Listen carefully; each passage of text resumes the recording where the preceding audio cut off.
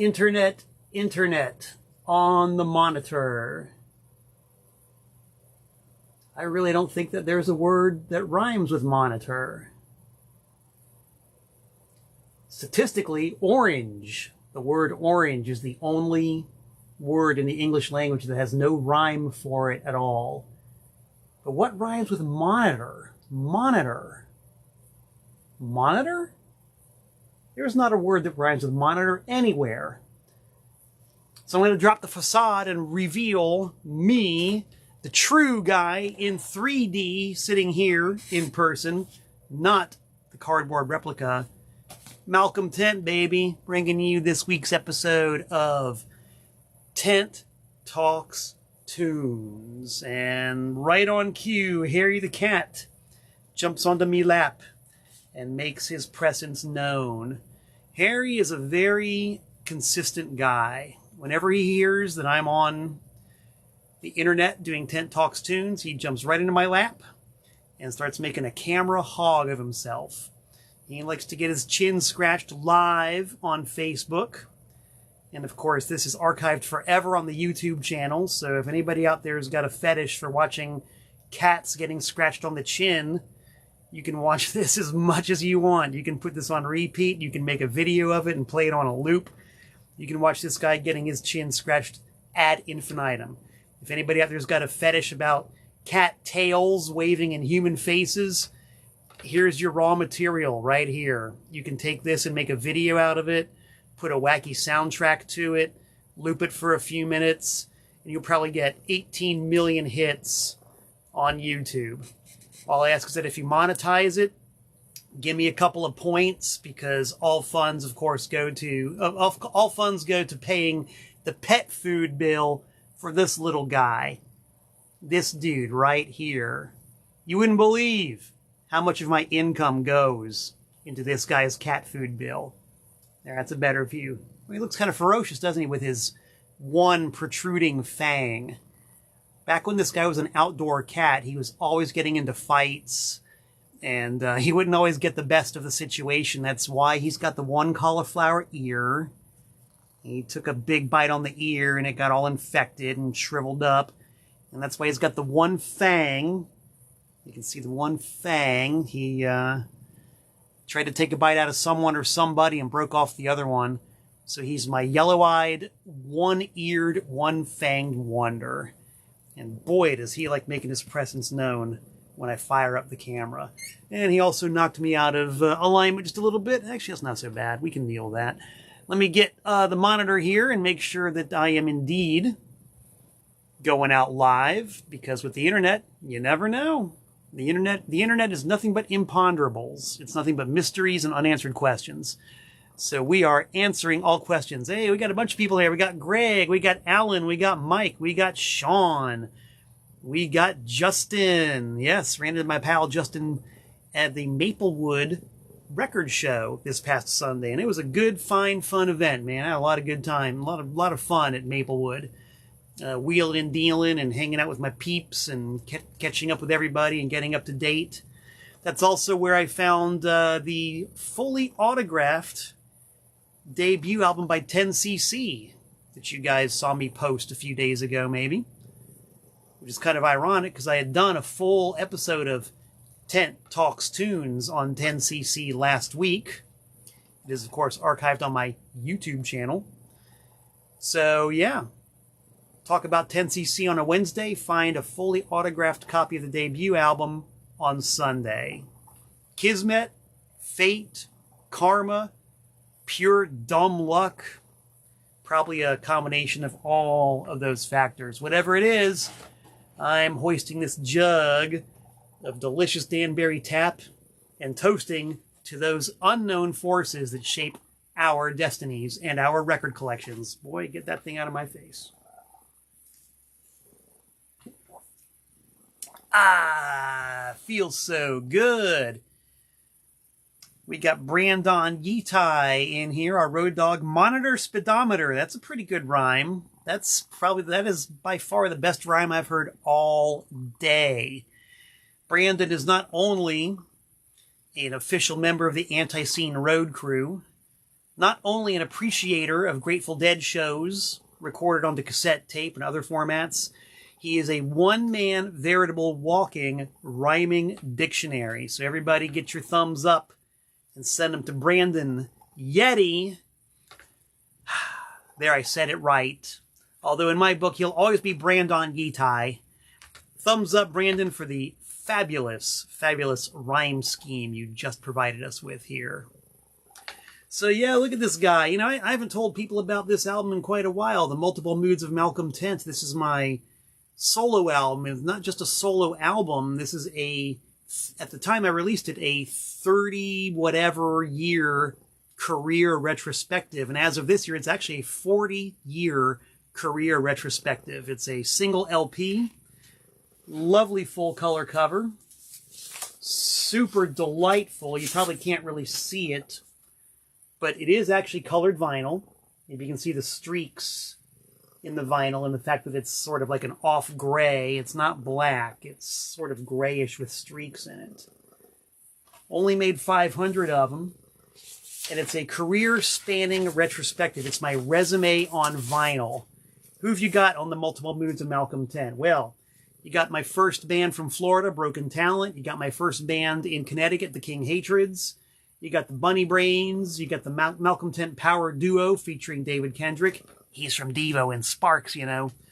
Oh, They Hate Us, BB Gun, The Almighty Anti-Scene, Ultra Bunny, quote, The Residents, unquote. Just astonishing how many awesome bands are on this record. And that's why if you haven't got yours yet, you need to get it now. You really do need to get it immediately. You can get it either directly from me, Malcolm Tent, or you can go to my Discogs and eBay stores. Just look up TPOS, and you will see indeed The Multiple Moods of Malcolm Tent on record, tape, and CD. I have not yet made 8 tracks, nor have I made reel-to-reel tapes of it. But if anybody wants it on those extremely arcane formats, you know that I am the man to make your dreams come true. Oh, yeah. Let's see, looking at the bulletin board here. As we know, I like to open the proceedings by checking the mailbox and the bulletin board. The mailbox has been quite empty the past couple of weeks, and maybe it's because I haven't been reminding everybody of my mailing address. So I'm going to reach on over here, give you guys a close-up of my eyeballs and my forehead. Here's my address.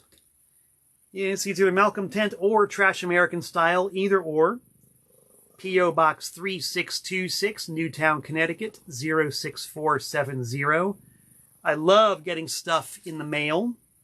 You can actually also see the way I operate. I write cryptic notes on envelopes. P.O. Box 3626, Newtown, Connecticut, 06470. Send me something. I'll send you something in return if that's what you want. If you don't want me to send you nothing, I won't send you nothing. Either way, everybody walks away from the mailbox happy. That's the way it works. Anyway, so no mailbox, but we got the bulletin board. Oh, yes. Well, I should mention that the brand new Tiny Tim album is out, Prisoner of Love, a tribute to Russ Columbo. Tiny Tim regarded this album as his masterpiece. Yes. As much as we love Tiny Tim's novelty songs and his falsetto and his ukulele playing and, you know, the sillier aspects of his career, this album is dead serious. This is Tiny Tim paying tribute to one of the great crooners of the 20s and 30s. And Tiny sings his heart out, and he's got a very tastefully scored small orchestra backing him up, playing some beautiful melodies in that awesome style of the 20s and 30s. And it's a great album. I personally can put it on and listen to it anytime just for listening enjoyment. So it's officially out on LP. We have several colors of vinyl available. Once again, on Discogs and eBay, you'll find Tiny Tim, Prisoner of Love, on TPOS. Excuse me. Upcoming events. Well, December 8th at the Milestone in Charlotte, North Carolina. The Milestone being one of the longest running original/underground rock clubs in the US of A. 54 years of the Milestone. in Charlotte, North Carolina. Anti-Scene. These guys, the band who I play the bass guitar for, the Thunder Lumber, or if you speak the president's English, the Thunder Lumber. Whatever you call it, I play it with these guys, and we are headlining the first night of a 2-day celebration at the Milestone. It's us, the Southside Punks, and the Hellfire Choir. Did I get that right? Yeah, I got it right. I'm a smart guy. The Hellfire Choir and the Southside Punks with Anti-Scene on top. You know it's going to be a regular typhoon of destructo rock that night. Milestone has been Anti-Scene's hometown club for a very long time, and we are very happy to be a part of this event.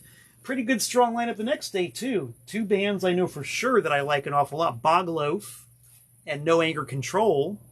I will be attending this show as a civilian, and I'm not sure who is in the middle. We've got the Nerve Endings, From the Gun, and Odd Sound. I don't know who those bands are, but I will be watching them.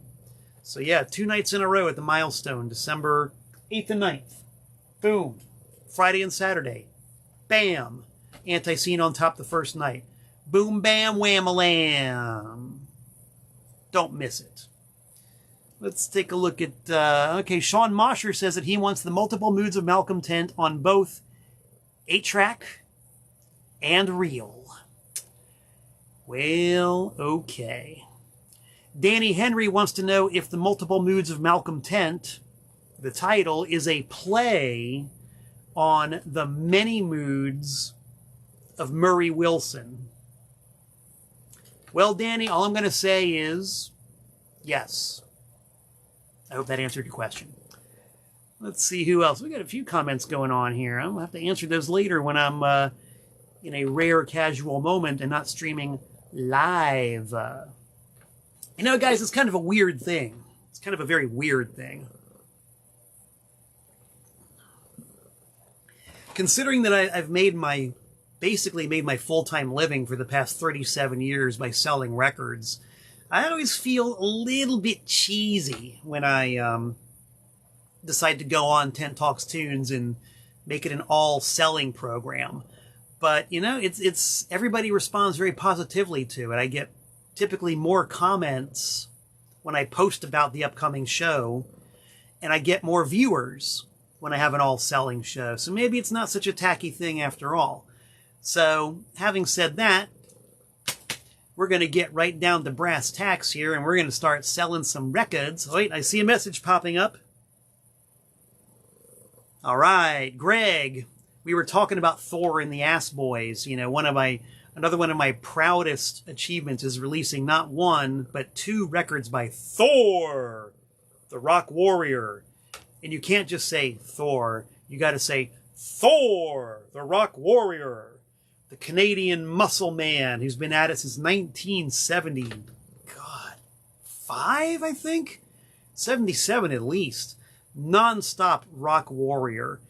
Huge muscle building guy who's released tons and tons and tons of albums. Well, I have 2 records by him on TPOS.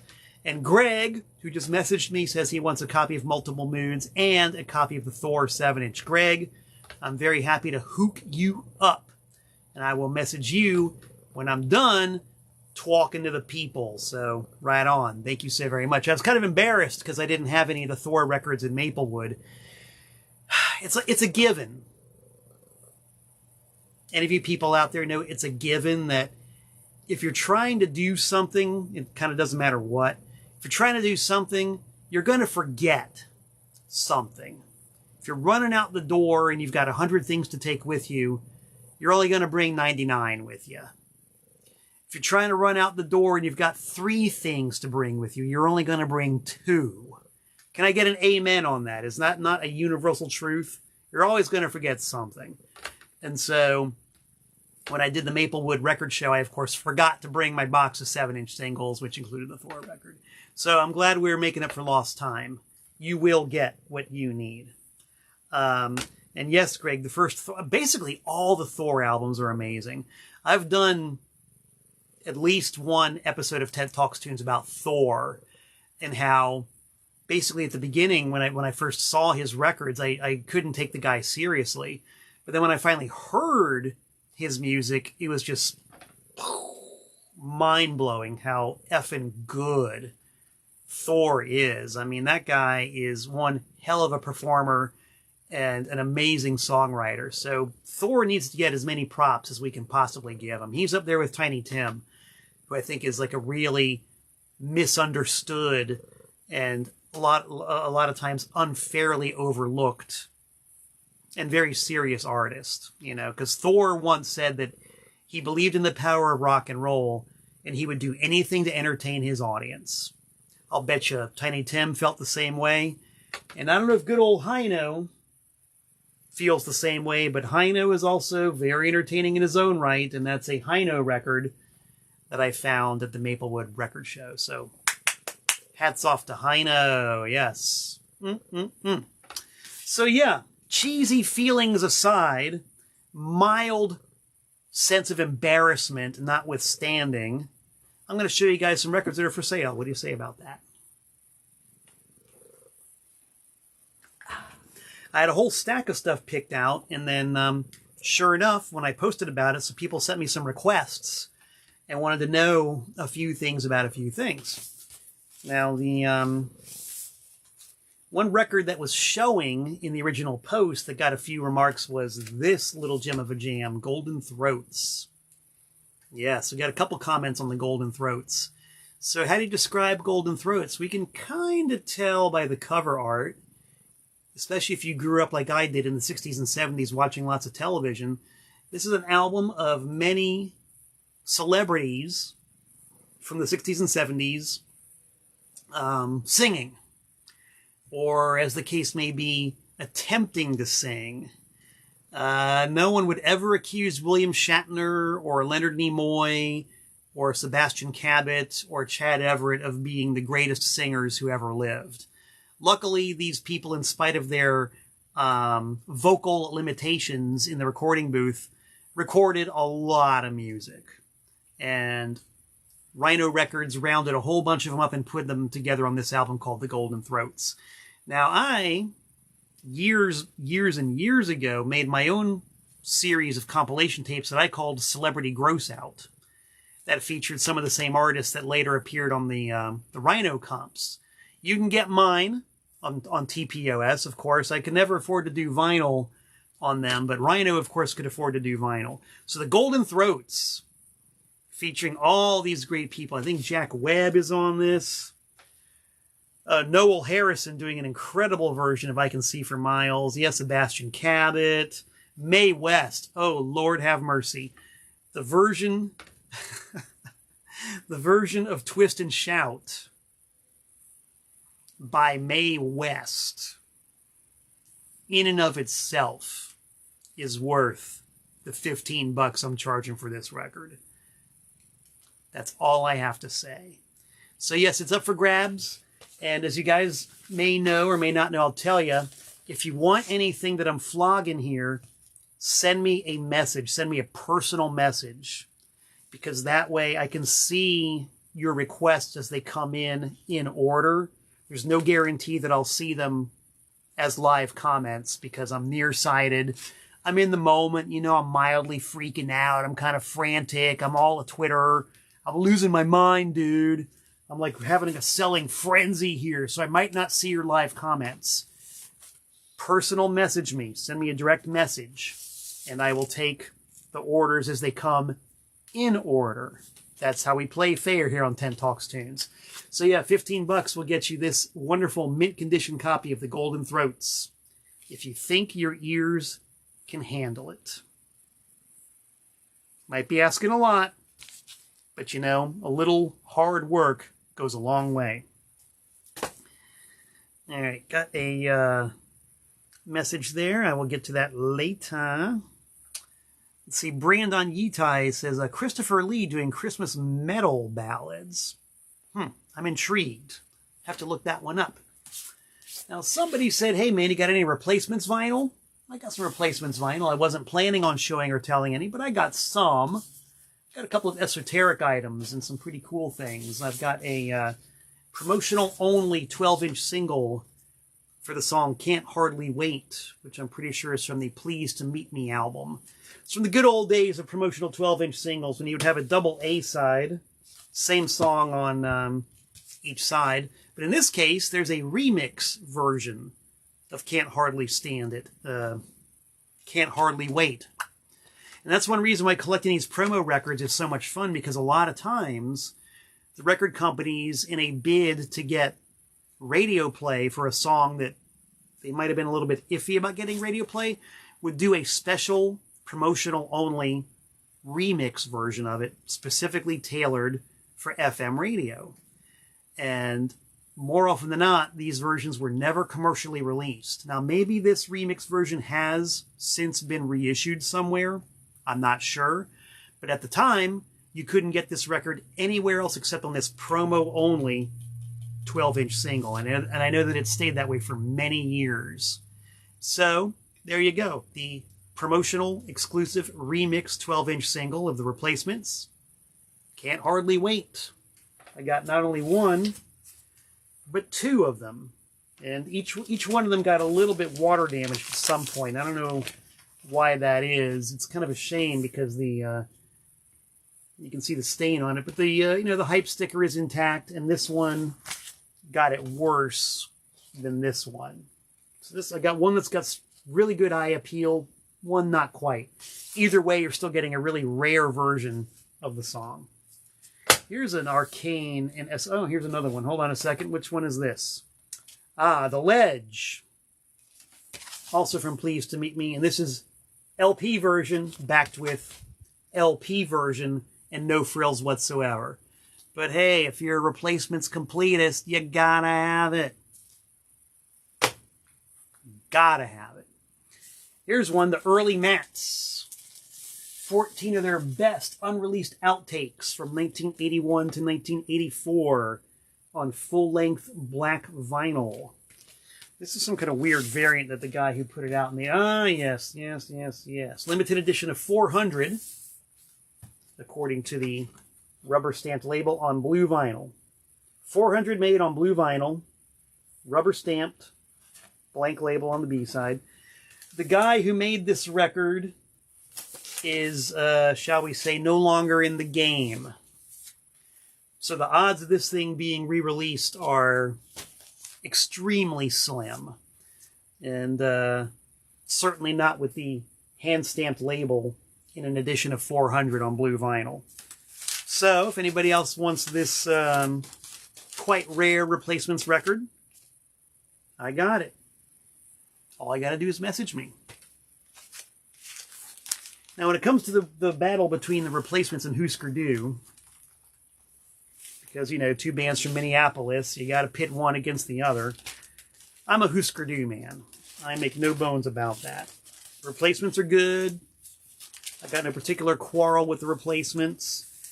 Husker Du scratches my itch in a way that very, very, very few bands do. But even I got to admit that Husker Du never did something as cool as the original Replacements Stink. Rubber stamped front, rubber stamped back, 100% bona fide original twin tone pressing. This is not a reissue. This is not a repro. This is the real deal. And it's a really great illustration of the friendly rivalry between Husker Du and the Replacements.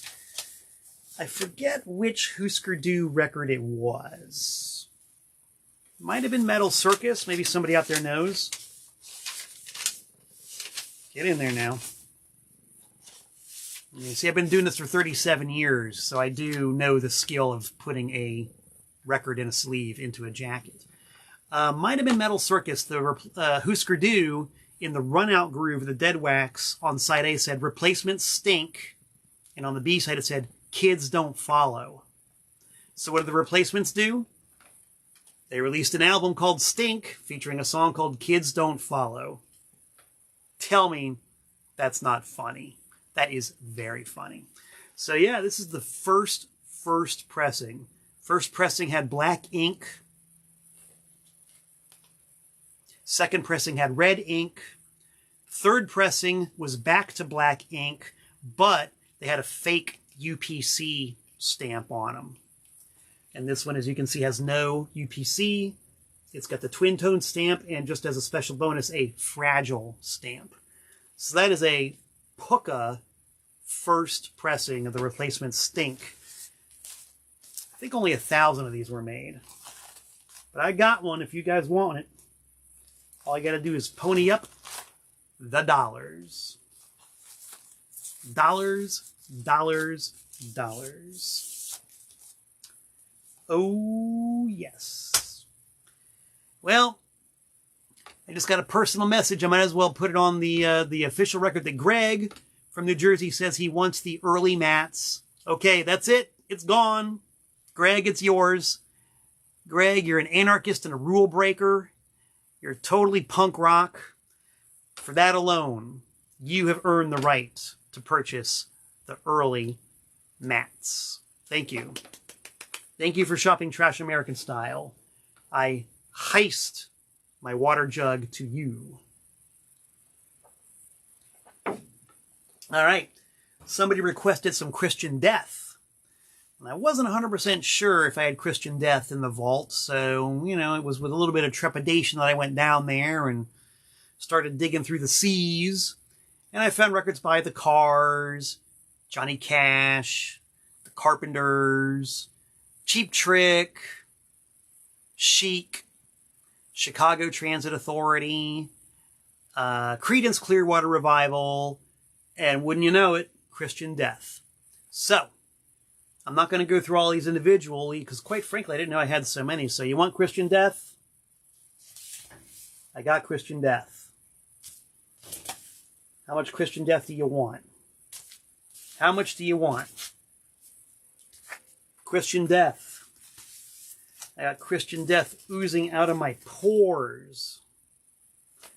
I got Christian Death stacked up to the ceiling. I got Christian Death from stem to stern, from port to starboard.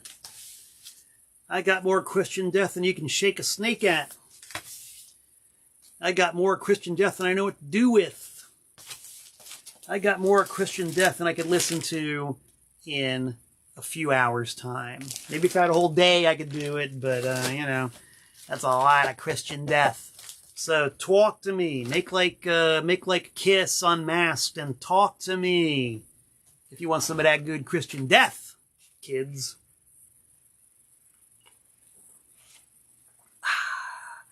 Boy, talking about Christian Death just parches my throat. All right. Now I got some of the records that I actually pulled. And I did this in the way that I almost always do it. I just did it kind of randomly, you know. I went down into the vault and said, oh, that looks interesting. That looks interesting. Ooh, that looks interesting too. Ooh, I could definitely tell a story about that. So here we go, kids. They're all up for grabs. I've talked about this one before on TTT. I love this record, and I want more people to buy it because not nearly enough people know about it. First, I'm going to show it. And I'm going to ask who out there knows what the origin of this album cover art is. Somebody out there knows. Somebody made a comment on it earlier. But this album cover art was originally intended for another band. The band that ended up using it was the Laughing Dogs. Oh, I see a couple of comments. Yep, you people are right on it, man. Back in the halcyon days of yore, circa 1972, there was a group called Wicked Lester. Wicked Lester had a contract with Epic Records. The album never came out. The cover was never designed. And Wicked Lester broke up and reformed a little bit later as Kiss. You wanted Wicked Lester? You got Kiss. So, you know, flash forward a couple years, and the Laughing Dogs from New Jersey signed a contract with the Epic Records parent company, Columbia. And as so often happens with the major labels, Laughing Dogs were presented with a choice. The record company said, well, okay, we've got this, we've got some cover art here. We will allow you guys to pick one of these covers as the cover for your debut album. Okay. So Wicked Laughing Dogs, ha ha ha. You know, obviously, like, nobody knew what that album cover was going to be for originally. The Laughing Dogs just picked this one out of a selection of stock covers and said, okay, we'll take this one. It's got a dog on it. Dog's kind of laughing. So, Laughing Dogs debut album. This will be it. And then they went ahead and shot a back cover in an attempt to replicate the front cover. If you look carefully, you'll see that the steps are different and the banister is different. The window's different. You know, like, everything's different. But they did their best. Now, the punchline to all this is the Laughing Dogs were really good. This is a really good album. The Laughing Dogs were part of the second wave of CBGB bands that started playing there, like, 76, 77. And they're great. This is a real tasty slab of kind of punk rock bordering on power pop with, like, really good, clean, yet at the same time nasty production. They've got a song on here called I Need a Million. And like I said earlier about Mae West and her version of Twist and Shout, the song I Need a Million, if nothing else, is worth getting this album for. Man, it's good. I've said many times that if the Laughing Dogs had been on the scene maybe a year earlier and had been from the other side of the river, if they'd been from New York instead of New Jersey, their name would probably be quite a bit bigger than it is. As it stands now, they were just a little bit behind the curve, and they were from New Jersey, so they were always kind of lumped in with the, the summer of 77 CBGB's bands like Mink DeVille, the Shirts, the Miamis, Helen Wheels, all bands that were pretty good, but they just did not have the kapow of the first wave of bands like Talking Heads, Ramones, Richard Hell, Television, Patti Smith, all of them. I think the Laughing Dogs actually, out of the second wave, were the best of the whole lot. And it's a real shame that they never took off. So they have 2 albums out. This is the first. I think this is the better of the 2. Well worth getting. If you're a Kiss completist, you need it. If you just want to hear some really good, overlooked, unknown 77 era American / punk rock / power pop Laughing Dogs, I personally recommend it. I've got a copy in my personal collection. It's good enough for me. It's good enough for you. The Laughing Dogs.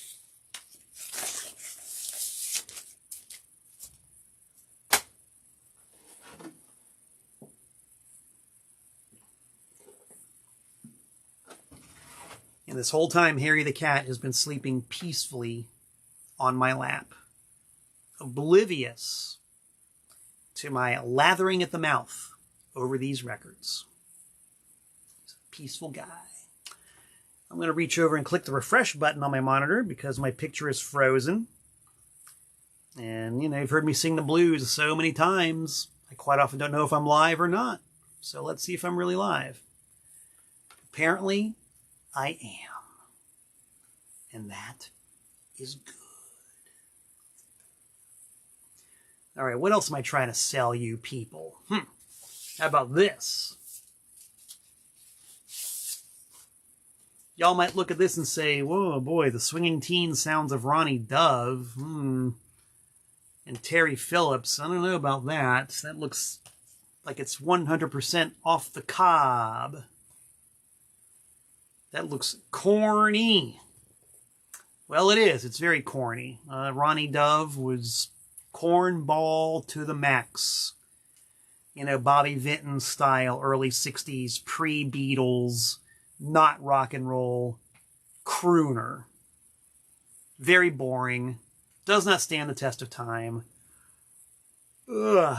Ho-hum. Why would I try to inflict something like this on you? The reason is, and Terry Phillips. Okay, who's Terry Phillips? And why is he on an album with the boring and dull Ronnie Dove? Well, one of the hot topics you've heard me go on and on and on and on about on Tent Talks Tunes is my love, my worship, my adoration, yea, my veritable fetish for sleazy, cheesy, exploito, cash-in records, especially from the early 60s. When labels such as Design would release any album featuring any sound they could make a quick buck off of. And they would do it in the cheapest, low-budget, most fly-by-night method possible. A lot of times, they would actually license tracks from somebody like Ronnie Dove. See, I don't even know who Ronnie Dove is. He must have had a hit at some point. You know, he had to have had something even resembling a hit somewhere down the line. So Design, which is a subsidiary of the great exploito label Pickwick, Design was able to scrounge up a few unreleased Ronnie Dove tracks, license them, and put them on a full-length LP. The problem is there's only 4 Ronnie Dove songs they could get the rights to. So how do you make an LP that you can sell for more than a single? You put the filler tracks on there. You fill the remaining 6 tracks with totally generic non-entity studio musicians, one of whom, for many years at Pickwick, was a guy named Terry Phillips. The story gets interesting when you consider that Terry Phillips worked hand in hand with another songwriter at the Cheeseball Hit Factory named... Are you guys ready for this? You've heard me talk about it before. Are you ready for this? Do you want to venture a guess? Do you wanna? Do you wanna? I'll take a drink while you think about it.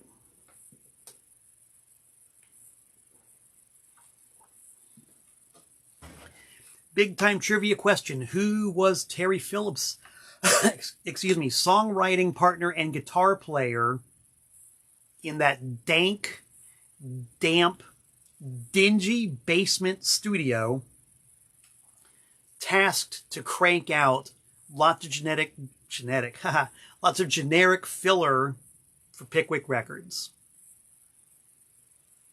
I'll tell you who it was. All right, James Pogo got the guess. It was Lou Reed. Yes, indeed, do. Lou Reed. Lou Reed was the faceless toiler on a lot of these wonderful confetti styrofoam filler tracks, and his presence is definitely apparent on some of these tracks. You can absolutely hear his style of guitar playing on these, and I think his backing vocals are apparent in a couple as well. And at least 1 or 2 of these tracks were cut at the same time as the Ostrich 45, which is an important Velvet Underground precursor. So if you want to get something that's really neat, bona fide Lou Reed and Velvet Underground adjacent, talk to me and hook yourself up with this really clean copy of the Ronnie Dove album. You find these out in the wild fairly often, but hardly ever in any kind of good condition. They're usually just completely beat up. This one is like minty fresh. It's in beautiful condition. Considering how absolutely cheap the vinyl is that they pressed on, I can't 100% guarantee that it's not going to have some snap, crackle, or pop. But the vinyl itself is shockingly mint. You can probably even see it as I hold it up. There are no scratches, no blems, no fingerprints, no debris. It's a beautiful, beautiful, clean copy of this Ronnie Dove, Terry Phillips, and by extension, Lou Reed album. Probably from about 1964. A full, solid year before the formation of the Velvet Underground. Fascinating stuff. Real history. and also fun to listen to because it's just so bad. If you're a connoisseur of the bad, you will also want this. Message me and tell me you want it.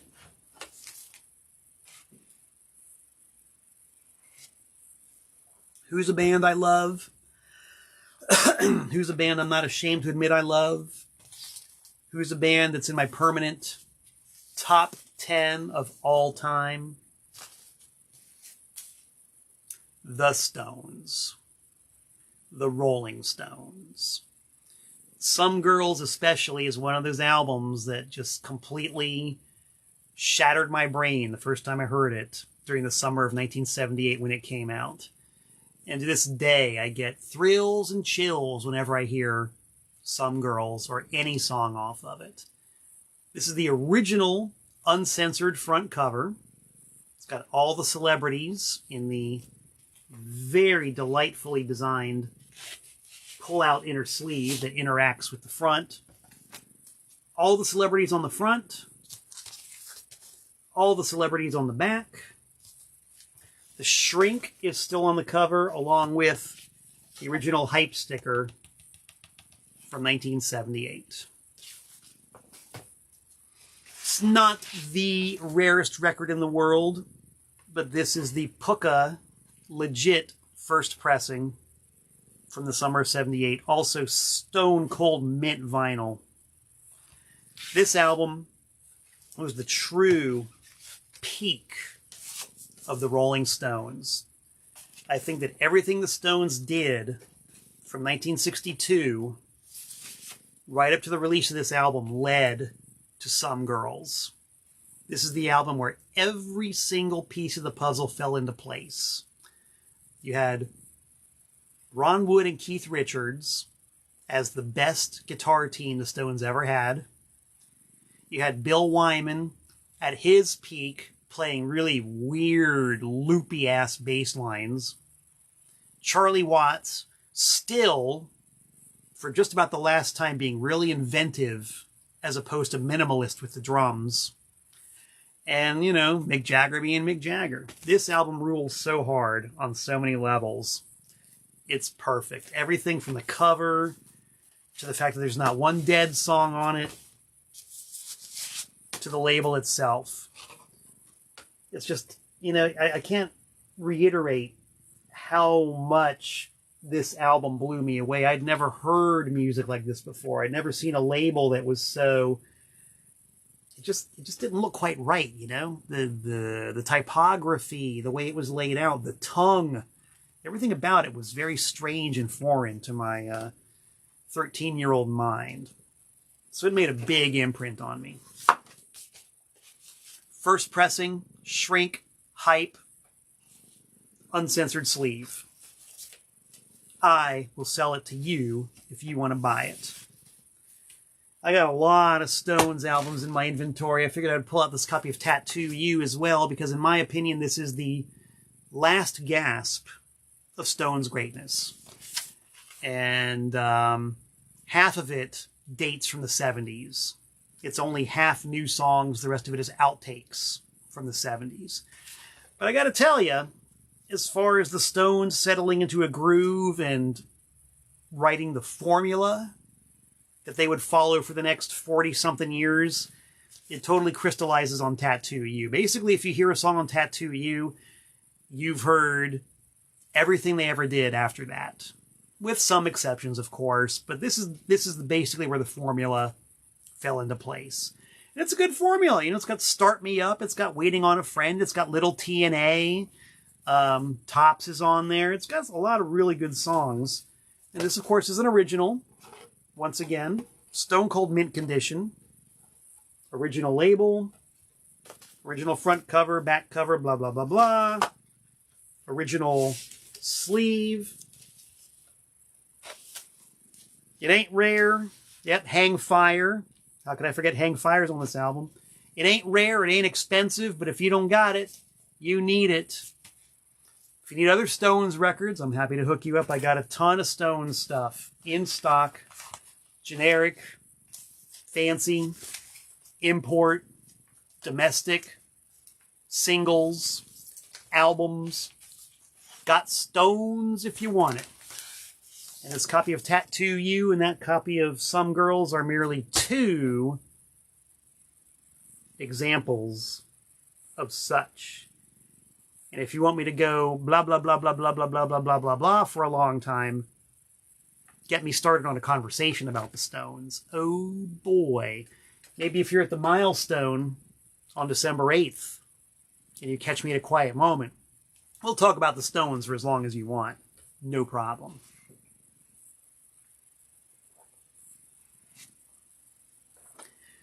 My good pal John Coletti just made a post.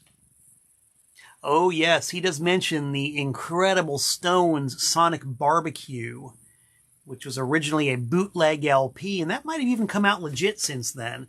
It's live 1973, and oh man, those guys were smoking the stage in 73. The 1972 U.S. tour is the one that gets all the hype and the glory and the attention. But man, when they toured Europe in 73, that's when they were absolutely burning it up with the Mick Taylor lineup. Excuse me, I've never been the biggest fan of the Mick Taylor lineup. I'm not putting it down or disrespecting it. I just think that the level of guitar interplay with Mick Taylor was not as absolutely perfect as it was with Ron Wood. I mean, Mick Taylor, hell of a guitar player. But in 73, in Europe, yeah, those guys were a unit. So thank you, John Sexbomb Coletti, for posting that. I might even go and listen to that later, dude, because that's a good one. Oh, man. Since John Sexbomb Coletti is live here on 10 Talks Tunes, and I'm sorry, little guy, I had to interrupt your nap, man, because my leg was falling asleep, dude. Yes, curl up on that leg for a while. Harry the cat. Send a big shout out to John. John has been very helpful in putting together an upcoming release on TPOS. It's a CD DVD package called It's Not the Money, It's the Mission, by G.G. Allen and the Disappointments. And it's the most complete documentation humanly possible of their gig at SUNY Purchase. That's State University of New York at Purchase College. Yes, G.G. Allen and the Disappointments played at SUNY Purchase. I booked the show. John the Bomb was there, along with a bunch of other very discerning music lovers.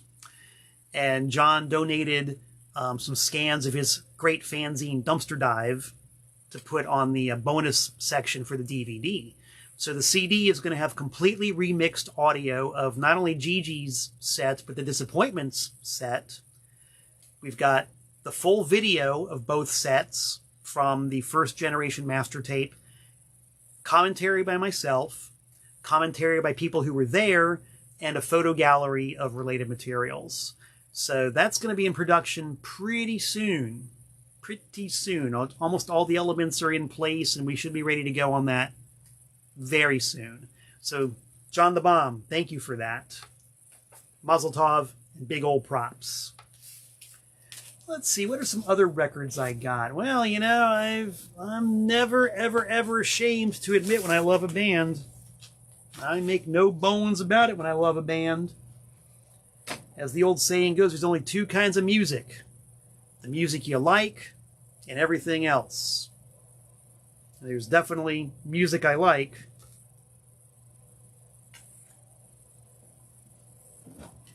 One of the bands that I really, really love is by a band who, for a several-year period from like about 1981 to about 1987, maybe even 88, for about a 7-year stretch, there was an American band who could do no wrong. They could not put their foot down wrong. They could not make a wrong move. They were just perfect for quite a while. And I didn't discover them until their third album. when their third album came out. And I was hipped to it by my former employer and mentor, Leslie Wimmer, of the great Open Books and Records in North Miami Beach, Florida. Open Books and Records is where I learned the craft. That's where I was taught how to run a record store by Leslie. And I remember it had to have been 86. It was 86 before I made the big move to Connecticut. Or maybe it was 85. Well, gee, 85, 86, whatever. All you got to do is look up and see when this album was released, and you'll know when it was. We had an Open Books and Records anniversary sale. We did gangbuster business at the box office. It was a long day. I worked overtime. And as a way of saying thank you, Leslie said that she had a bonus for me. Now, I'll admit at the time, being young and callow and having bills to pay, I was hoping for a nice cash bonus from all the money we made that day. I was slightly crestfallen when she did not give me a cash bonus. I'm going to take a little swerve here because I see a comment from James Pogo. Was I at the AC show at Purchase? I did not know that Anal Cunt played at SUNY Purchase. I had no idea. I can only imagine that it was a fairly wild event and that the ballet students there did not know what they were in for. No doubt. Anyway, slightly crestfallen when I did not receive the cash bonus. What she presented me with was a copy of the third r.e.m. album, Fables of the Reconstruction, a.k.a. Reconstruction of the Fables. But I'd heard a lot about r.e.m. at the time, and so, I was, willing to find out. The generation of cool kids ahead of me all worshipped r.e.m., loved r.e.m. So I was like, well, all right, let's see what it's all about. This won't help pay my bills, but I'm told these guys are cool, and it was a gift from Leslie, who I trust, so let's check it out. Took it home, played it, went, oh, I get it.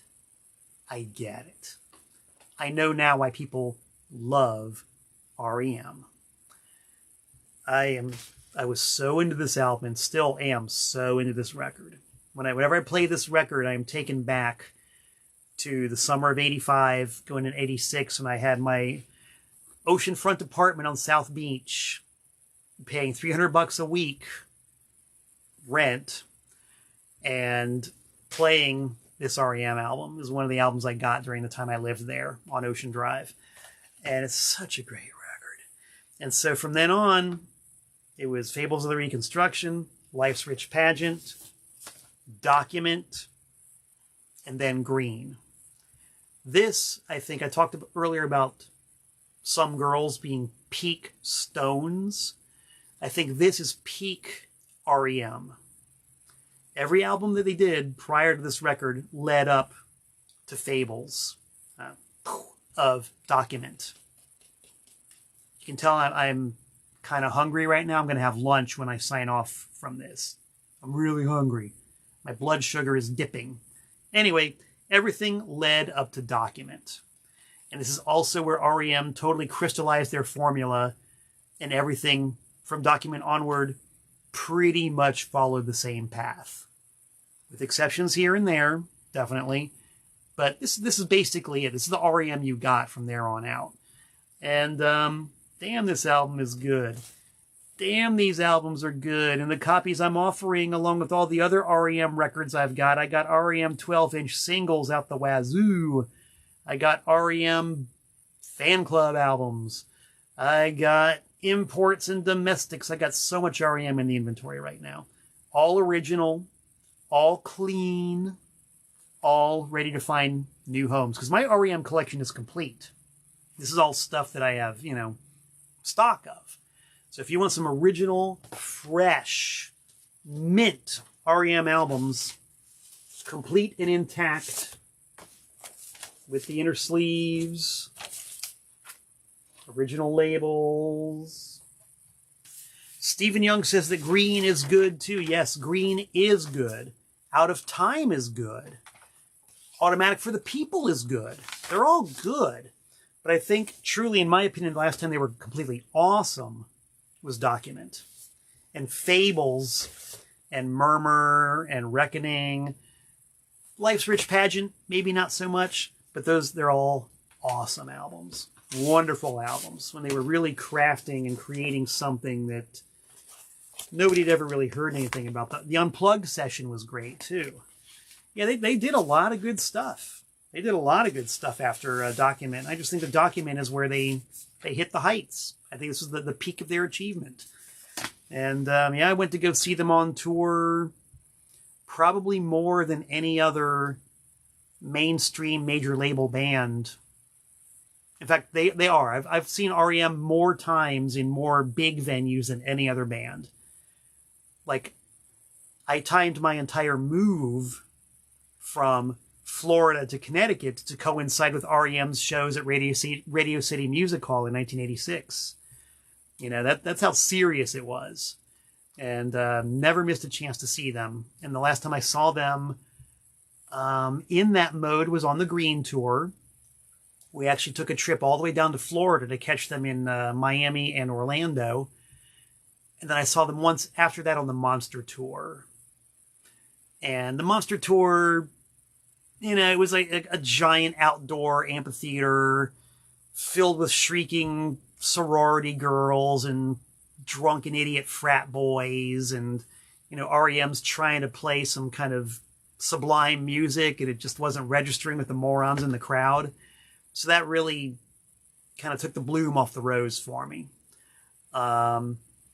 But it was still r.e.m. You could still tell they were trying to do something great, and it wasn't their fault that the dimwits in the crowd couldn't appreciate it. It's just the way it goes. So, yeah. r.e.m. Original vinyl. Big favorite of mine. I got them. Maybe you want them.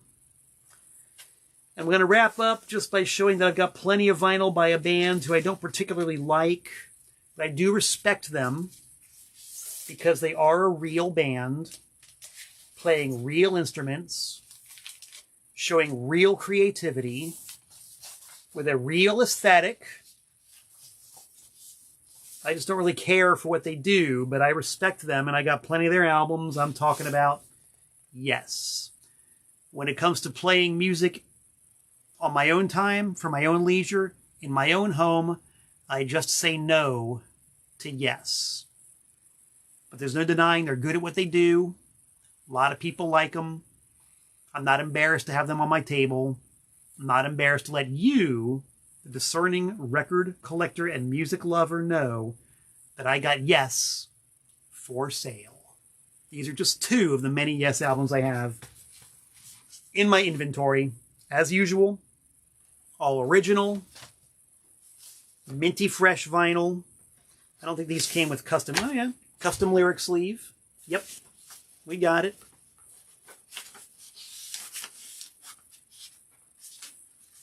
Original Atlantic label, which is one of the masterpieces of label design. Everything from the layout to the color scheme. Man, that's the way a label should look. Great stuff. Got that. Yes shows, you know. If these guys had more of a sense of humor, I probably would have liked them a lot more. And if they had some of the edge that King Crimson had, I probably would have liked them more. I know that they do rock pretty hard in their own way. They just don't have enough dirt under their nails to really appeal to me. Whereas King Crimson does. Yep. I got a lot of Yes. A lot of Yes. And since we're at the end of the alphabet, I might as well mention plenty of Neil Young, including this gem, which was out of print for a very long time. The original double Journey Through the Past, which maybe you can see the inner sleeves actually play into the design of the jacket itself. It's gatefold, die cut. The label is on the inner sleeves themselves. So that's pretty cool. All original, all double. For a very long time, this was out of print. And Neil Young steadfastly refused to reissue it. Maybe somebody out there knows the story behind that. I'm sure it must have been reissued by now. Had to have been. For quite a while, this is a really hard to find Neil Young record. I got it. If you want it, talk to me. Talk to me. A portion of all proceeds go to feed the peacefully slumbering fellow on my lap right now, who has been with us for this is actually a first. This is the first time that Harry has actually stuck around for an entire episode of Tent Talks Tunes. Usually he makes his appearance and runs away and goes and naps on the sofa, but he is right here right now, and I feel really bad. I hate to disturb the little guy, but you know, at some point I gotta move. At some point I have to stand up and move, you know, and in this case I have to reach over and turn off the machine. So little guy, I'm sorry I gotta disturb you. I might as well raise you up and rouse you from your slumber and point you at the camera and have you wave goodbye to everybody. Look how tired that guy is. Look how sleepy he is. Oh, little guy. Wave goodbye. Harry says bye. And for all of you guys out there, I do hope to be back in 167 hours. Until we meet again, this is indeed Malcolm Tent saying so long from the Nutmeg State.